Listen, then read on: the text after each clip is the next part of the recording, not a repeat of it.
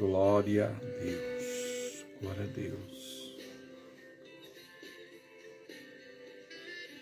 Querido Deus e Pai, em nome de Jesus, nessa manhã eu quero te render graças, louvar o teu nome que é santo, que é poderoso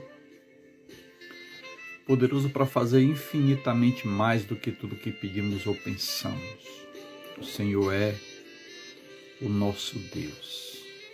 E nesse dia, Pai, eu quero louvar a Deus pela tua graça e pela tua misericórdia. Que o Senhor conduza a vida do teu povo, Pai, nesse dia. Eu oro pela vida de cada pessoa que vai tirar um tempo, Pai, para ouvir esse pequeno vídeo. Que a tua graça e que a tua misericórdia seja prontamente sobre essas vidas, ó Pai, transformando corações, mudando vidas, restaurando famílias, estabelecendo o teu amor, Pai. Estamos vivendo, meu Pai, um tempo tão difícil, onde as famílias têm sido atacadas. Mas eu creio na tua graça, na tua misericórdia, que pode mudar corações e alinhar ao teu coração. Então, Deus Santo, abençoa as famílias do nosso município de Redenção, abençoa as famílias aqui do nosso bairro do Outeiro, abençoa nossas famílias do Brasil e do mundo, Pai. Toma ela em tuas mãos, em nome de Jesus. Amém e amém. Glória a Deus.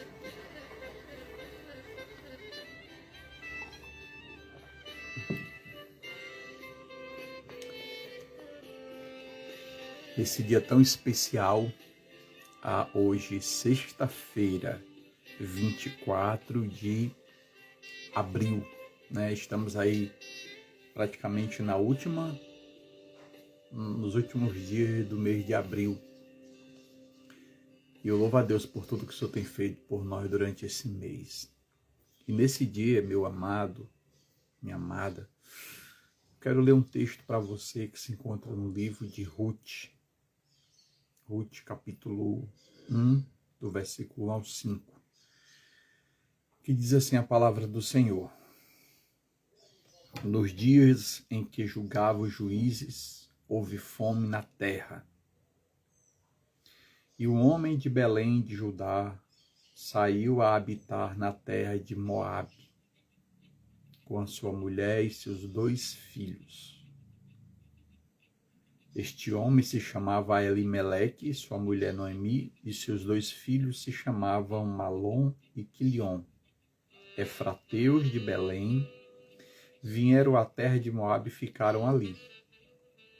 Morreu Elimeleque, marido de Noemi, e ficou ela com seus 2 filhos, os quais casaram com mulheres moabitas.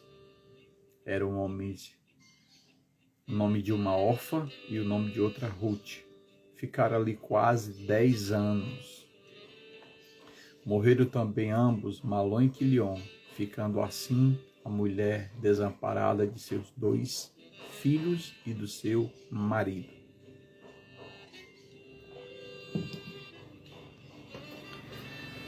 Meus amados, que história triste, né?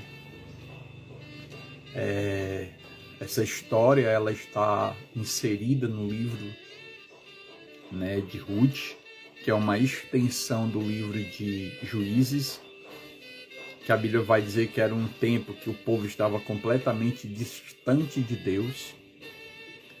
O último capítulo de Juízes vai dizer que não havia reis que governasse aquele povo e cada um fazia o que lhe dava na telha, né? Cada um seguia a sua direção, cada um seguia as suas próprias vontades. E não é à toa que o povo era subjugado, né? A Bíblia diz que lá em Juízes capítulo 6, quando o povo plantava, os inimigos que moravam ao redor invadiam ali, destruíam as plantações. Então era um tempo muito difícil para aquele povo. E numa dessas crises, numa dessas dificuldades, o texto aqui vai dizer que houve fome, né? Houve um momento de fome muito grave ali. E a Bíblia vai aqui abrir a para nós e vai falar desse homem chamado Elimeleque, que, vivenciando esse período difícil, ele toma uma decisão. Ele decide sair da cidade de Belém, ele decide reunir a sua família e peregrinar, né, em outras terras. E ele escolhe Moabe, para que ele pudesse habitar ali, né? E a Bíblia vai falar, amado, que ele sai com a sua família. Em nenhum momento a gente percebe que Elimeleque ele para falar com Deus. Ele simplesmente toma uma decisão e vai. E nós somos assim, né, amados? Nós gostamos de tomar decisões. Nós somos o tipo de pessoa que dizemos que nós temos, eu sei o que é bom para mim. Eu sei o que é que eu preciso. Então eu decido e eu faço. Só, meu amado, que toda decisão, ela tem as suas consequências. Sejam elas boas ou sejam elas ruins. A palavra do Senhor, ela nos adverte que tudo que nós formos fazer, ele diz assim, ó, quer comais, quer bebais, façamos tudo para a glória do Senhor. Tem um texto lá em Provérbios, no capítulo, deixa eu achar aqui, Provérbios capítulo 3, isso. Provérbios capítulo 3, versículos 5 a 6. Olha o que é que o Senhor diz. Ele diz assim, ó: confia no Senhor de todo o teu coração e não te estribe nos teus próprios entendimentos. Reconheça-o em todos os seus caminhos e ele endireitará as suas veredas. Então, olha o que é que a palavra do Senhor nos ensina. Que nós precisamos confiar no Senhor. Que nós precisamos, antes de qualquer decisão, a gente precisa buscar em Deus. A gente precisa confiar no Senhor. A gente não pode buscar os nossos próprios entendimentos. Eu sei o que é bom. Nós não sabemos de nada. Nós não podemos ver, eu estou aqui no meu escritório, eu não posso ver o que está no outro lado da parede do meu escritório. Eu não consigo ver, mas o Senhor, Ele consegue.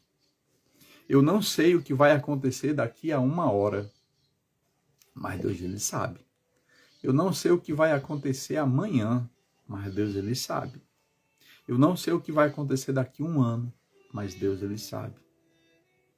A Bíblia, amado, nos ensina que nós podemos fazer planos. A gente pode fazer plano, mas quem vai dar a resposta é Deus, é o Senhor.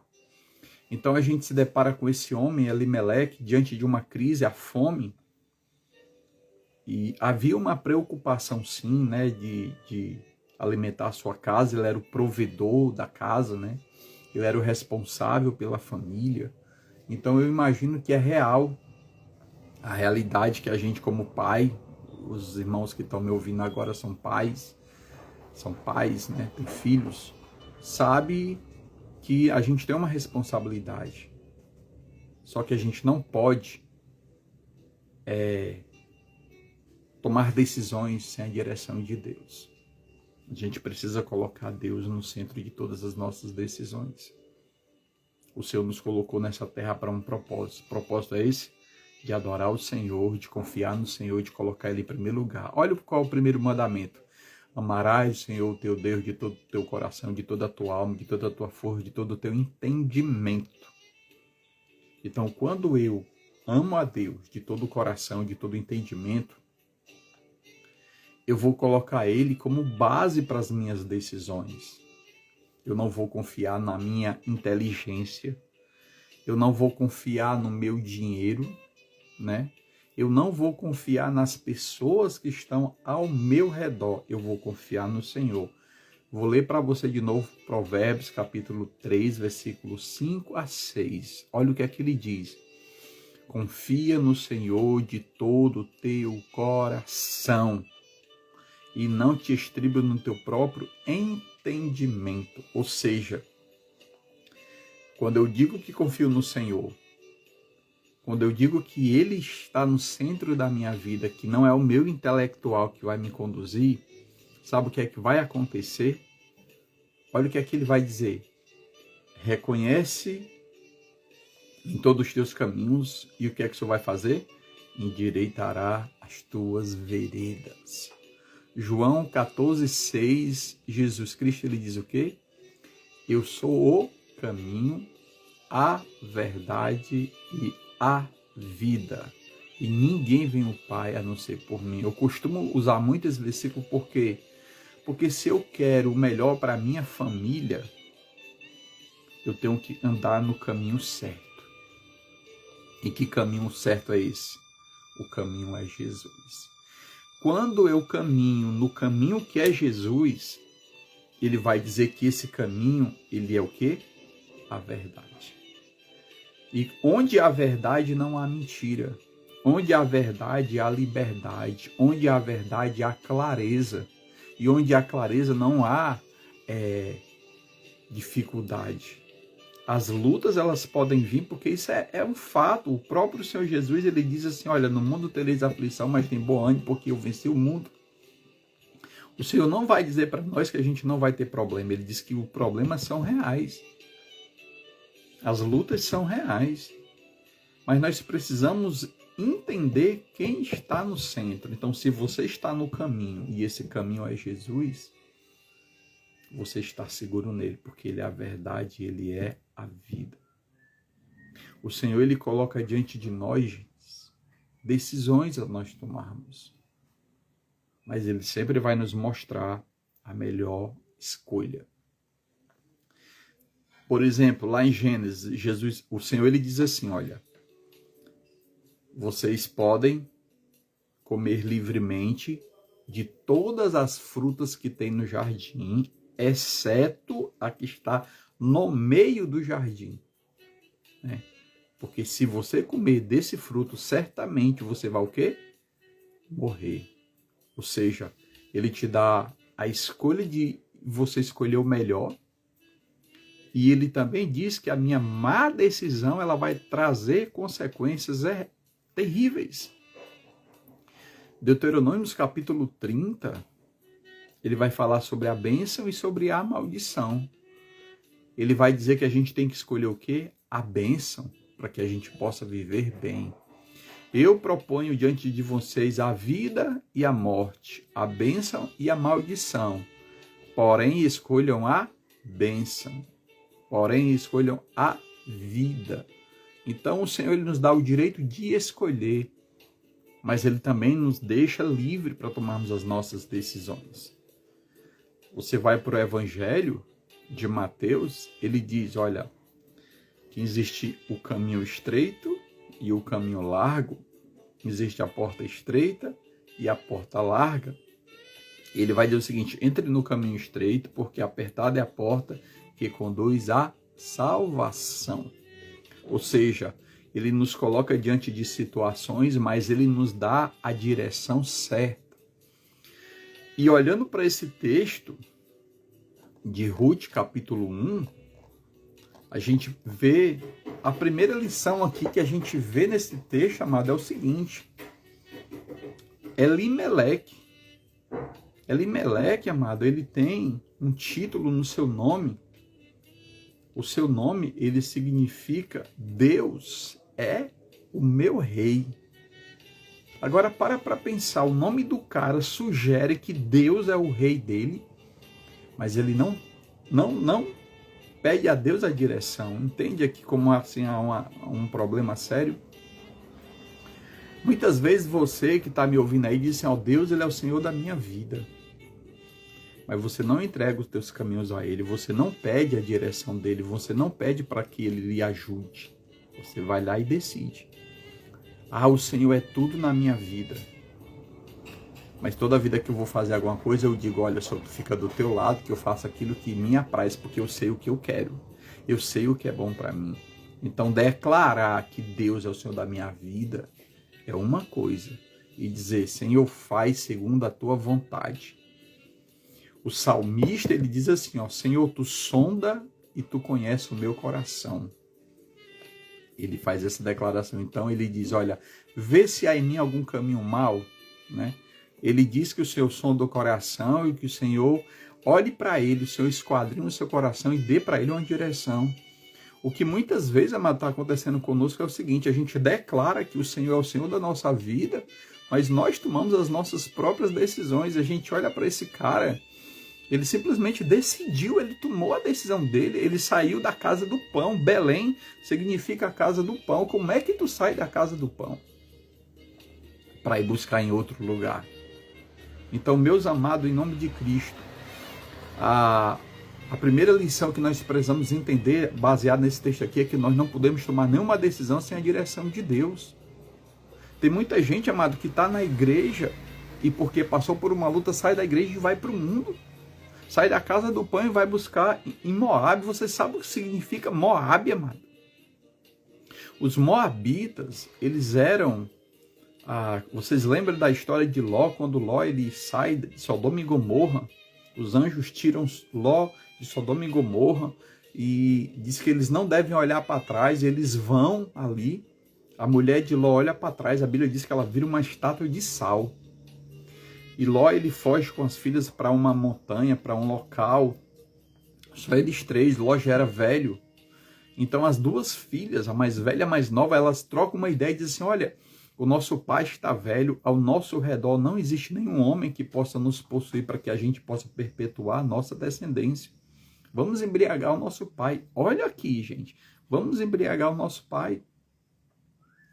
E a Bíblia diz que elas embriagam o pai. A primeira mais velha deita com o pai. No outro dia elas embriagam o velho de novo e vão lá, a mais nova deita. A mais nova deita com o seu pai. Certo? Isso aí você vai encontrar lá em Gênesis. Certo? Eu esqueci aqui de anotar a referência. Mas eu vou procurar aqui para mostrar para você, para que você possa depois pesquisar, tá bom? E você possa ver comigo. Ok? Então, Gênesis, capítulo 19, tá? Eu vou ler aqui para vocês, para que vocês possam ter... a gente tem que ser claro, né? Gênesis capítulo 19, vou ler aqui para vocês o versículo 31 ao 38, diz assim: certo dia, a filha mais velha disse à irmã, nesta região não resta homem algum com quem possa ter relação como fazem todas as pessoas, e logo o nosso pai será velho demais para ter filhos. Vamos embebedá-lo com vinho e então nos deitaremos com ele. Com isso, preservaremos a nossa descendência por meio do nosso pai. Naquela noite, portanto, embebedaram o pai com vinho. A filha mais velha teve relação com ele e ele não percebeu quando ela se deitou, quando se levantou. Na manhã seguinte, a mais velha disse à mais nova: ontem à noite tive relação com nosso pai. Vamos embebedá-lo com vinho outra vez, hoje à noite, e você terá relação com ele. E com isso preservaremos a nossa descendência por meio do pai. Na noite, portanto, voltando a embebedar o pai com vinho, a filha mais nova teve relação com ele. Mais uma vez, ele não percebeu quando ela se deitou e quando se levantou. Com resultado, as duas filhas de Ló engravidaram do próprio pai.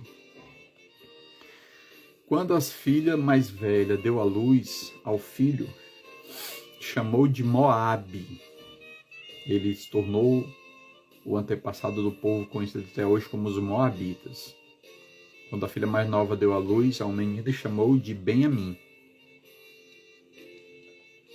E ele se tornou os antepassados conhecidos como os Amonitas. Então, Deus, lá em Deuteronômio, ele vai exortar o povo a não ter comunhão com os moabitas, os amonitas, porque eles adoravam outros deuses. E a Bíblia chama isso de prostituição, de adultério. Então Deus ele pede isso para que não houvesse ali, era uma mistura do povo de Deus com o povo que adorava outros deuses, certo? Por isso que ele vai dizer que a gente não pode andar em jogo desigual. É o que o apóstolo Paulo vai dizer, que comunhão há entre as trevas e a luz, que comunhão há entre Deus e os filhos de Belial, certo? Então assim, nós somos advertidos a obedecemos a palavra do Senhor nesse contexto. Então, o Elimeleque ele foge para Moabe, para um povo de um outra que adorava outros deuses. Resultado, a Bíblia vai dizer que algum tempo depois o Elimeleque ele morre. E seus filhos que ficam ali casam com mulheres moabitas, que Deus havia dito que não fizesse isso. E algum tempo depois, eles também morrem. Ou seja, uma decisão de qualquer jeito. Ele foge em busca de solução para o problema e encontra problema. Noemi, que sai com o marido e os 2 filhos, agora está desamparada, sem filho, sem marido. E para aquela época, amada, era muito complicado uma mulher não ter filhos e nem marido. E uma mulher já idosa, né? Então, nessa manhã, meu amado, o que é que eu quero deixar para você? Cuidado com as suas decisões, certo? Cuidado com as suas decisões. A Bíblia diz que nós devemos, tudo que a gente for fazer, seja para a glória de Deus. Ou seja, você tem que buscar, amado, em primeiro lugar o reino de Deus. E a sua justiça e as outras coisas serão acrescentadas. Então, não decida por emoção. Não decida por medo. Mas coloque toda a tua confiança em Deus, em nome de Cristo. A minha oração, meu amado, é que você seja direcionado por Deus. A minha oração é que você esteja alinhado segundo a vontade de Deus. A minha oração é que você possa ouvir e obedecer a voz do Senhor. Depois que o Senhor ele termina de ministrar o Sermão do Monte, ele vai declarar essa seguinte palavra. Ele diz o seguinte: olha, quem ouve as minhas palavras e as praticam é como homem prudente. Aquele que ouve a minha palavra e a pratica é como homem prudente que edificou a sua casa sobre a rocha. Veio o vento, a chuva, bateu com força naquela casa, mas ela não caiu. Por quê? Porque ela estava edificada sobre a rocha. Então que nessa manhã, nesse dia, você possa ouvir a voz do Senhor e que você não decida fazer nada sem antes tomar uma direção de Deus. A Bíblia vai dizer que o contrário, lá em Mateus, quem ouve a palavra do Senhor e não as pratica, é como um homem insensato, que também construiu a casa, mas ele não cavou o fundo, ele não botou sobre a rocha, ele cavou rasa e construiu a casa sobre a areia. A chuva e o vento bateu na casa e foi grande a queda. A minha oração, amada, é que você possa suportar as tempestades que vão vir sobre a sua vida, porque a Bíblia diz que vão vir tempestades. Então que você seja aquele que não age segundo o teu entendimento, não age segundo a tua força, não age segundo o teu recurso, mas age segundo o propósito de Deus. Tenha uma sexta-feira abençoada, que a graça do Senhor, que o amor de Deus, que a comunhão do Espírito Santo seja sobre a tua vida, sobre a tua casa, sobre o teu ministério, sobre o teu trabalho, sobre os teus filhos. E onde você colocar a planta do seu pé, amado, ela seja abençoado. Louvado e exaltado seja o nome do Senhor para todos sempre.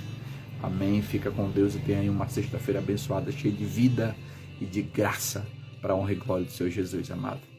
Fiquem todos na paz do Senhor Jesus.